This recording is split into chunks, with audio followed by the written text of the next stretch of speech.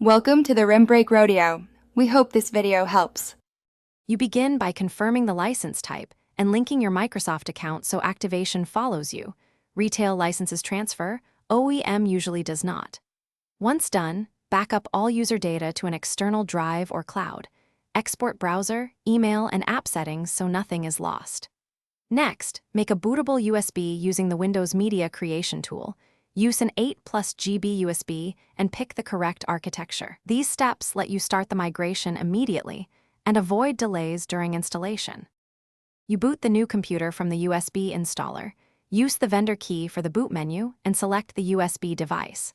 Once the installer loads, choose Custom Install to control partitions, delete old or vendor recovery partitions, and create a clean NTFS partition for Windows.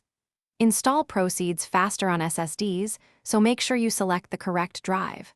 When asked for activation, sign in with the same Microsoft account tied to your digital license or enter the retail product key.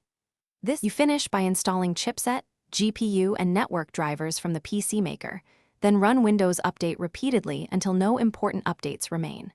Restore your files from the external backup or cloud, reinstall applications, and sign into programs so licenses transfer where permitted. Make sure to verify device names and privacy settings.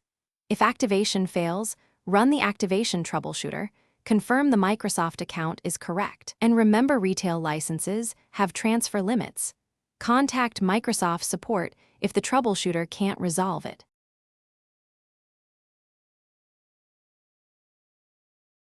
Thanks for watching. Consider subscribing if we helped you.